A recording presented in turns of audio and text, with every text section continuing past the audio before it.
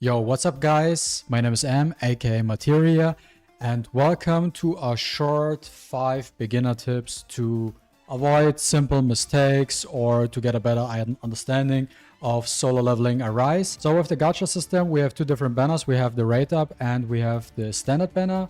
Simple mistake to avoid is do not use your gems to pull on the standard banner, because we have two different tickets. We have the black cards and we have the shimmer cards. I'd say you get the black cards basically by just playing the game, and more than you get the shimmer cards. In the rate up banner, every unit from the standard banner is available, plus the weapon. I think a lot of you guys know, if you use your gems, then only use it for the rate up banner and just play the story, progress. You will get the tickets. Actually, you get a lot of tickets. I mean, it's the beginner stuff, right?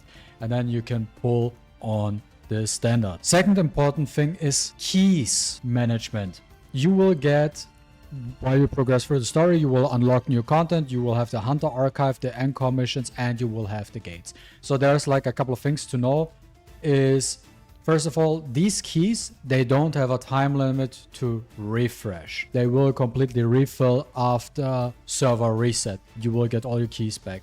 And the keys are very important. Make sure you always use them and deplete them before the server reset, before we get a server reset. So for example, here in the Hunter Archive, you get 3 keys per day. Then we have the encore missions. The encore missions is basically your dungeon where you can get equipment for your characters with different set bonuses like crit rate up, crit damage up, HP up, stuff like that, right? So make sure you do that as well. Standard, if you play turn-based RPG games, then you know this guy, or even different games, you know what kind of gear you're getting. I can go more in depth about that. The important thing are the gates. So here is the thing. There is, I can show you from my perspective, I'm currently at chapter 7. I'm level 19 and I cannot progress through the story until Sung Jin Woo reaches level 20. So it's a standard net marble thing where they just stop your progression by giving you level caps, which you can reach to that point, and you have to reach that point so you can progress into the story. And one way to get XP is just by completing every single chapter. Do everything you can as far as you can. That gives you XP. And then passive XP gain, what you get by doing nothing. There is another option where you can get XP, and that are the gates. So first of all, make sure, as you can see at the bottom right, I'm currently at difficulty 6. Do not use your keys right now.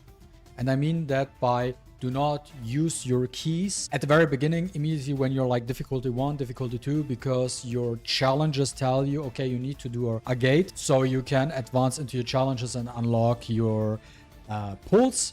Do not do that. Wait, grind through the story a little bit more till you can get to at least difficulty 5, because at difficulty 5 you unlock these purples.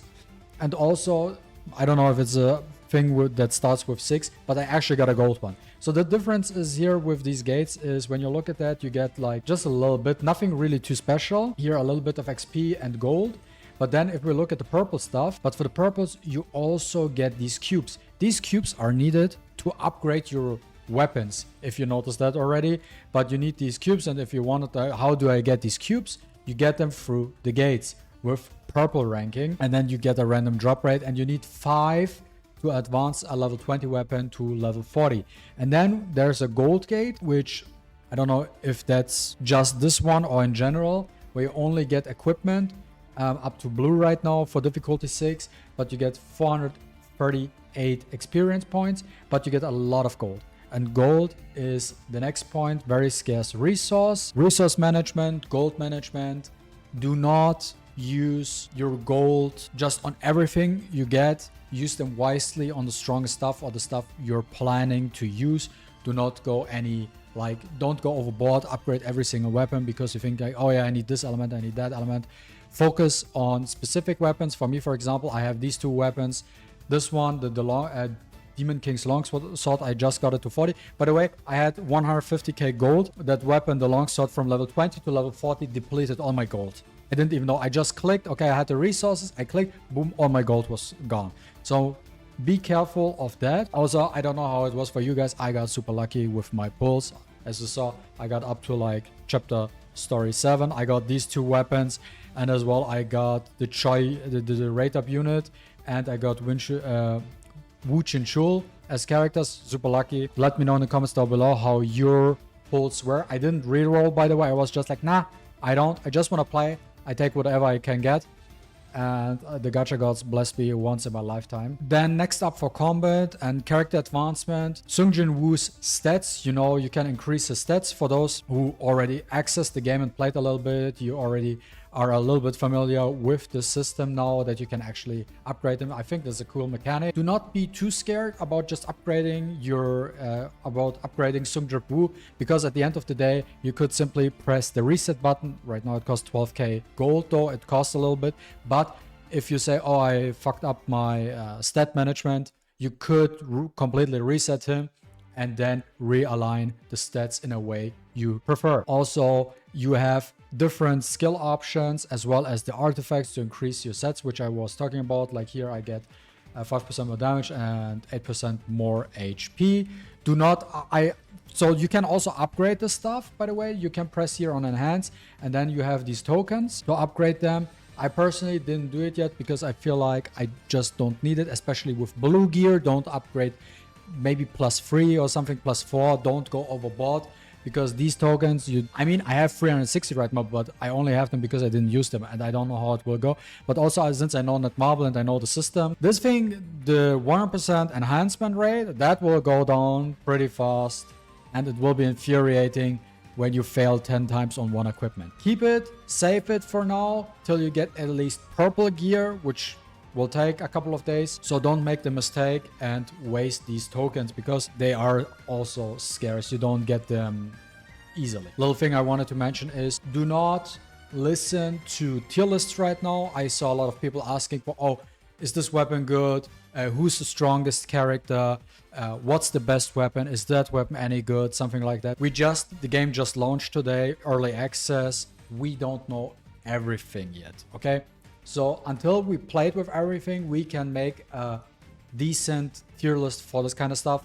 But for now, that's not possible. The only thing I can tell you is the SSR characters are obviously better than the SR characters, just because of the simple fact that the SR characters for the hunters do have exclusive SSR weapons. So that makes them already better than the SR characters. But nonetheless, the SR characters are still useful, because in certain dungeons or story mode or something, side stories, you have elemental advantages and disadvantages. So for example, you need a water elemental, but your fire elemental don't do much there, so you need to build a mono elemental water team. For that specific content, you can use that. For the weapons in general, the SSRs are definitely stronger, but we cannot even say for sure the SSRs are also useful. When it comes to SSR's weapons in general, you cannot make a tier list really right now and in general, because for example here I have 2 weapons. I got the longsword and the scythe. Both are very good. I personally like the longsword a little bit more than the scythe, but I also like the scythe a lot. They have different uses. The longsword has a counter mechanic. Both have AoE effects. I really like that a lot. But the thing is here, depending on what kind of dungeon you're currently running, you have elemental advantages and disadvantages. And for example, if you run something where you have elemental advantage for wind, then you want to use the longsword. If you have an elemental advantage to darkness, you use the scythe. So that's why you cannot say one weapon is better than the other, because depending on elemental advantages, you use a different weapon. And also with level 17 or 18 something, I unlocked the dual weapon slot. So you can equip 2 weapons at the same time, which is quite interesting, which also makes, because there's like 2 different dark elements, there's the scythe and there's like that katana, makes quite a good combo, because if you have a dark elemental advantage in a dungeon, you can run both of these weapons, where you can swap around and still deal extra damage. That's all I wanted to say for this video, guys. Let me know in the comment down below what you want to see next, what I should showcase you, what you want to explore more, what you're not familiar with right now. If you want to see a combat guide, how to play the game, also not only just a combat guide, but how do the skills work, what does basic attack mean, what does core attack mean, all the special stuff, what does it actually mean, what can I look for, stuff like that. That game has also a dupe system. Let me know in the comments down below. Thanks for watching. See you next time. Don't forget to leave a like and subscribe. I always forget to say these kind of things. And deuces.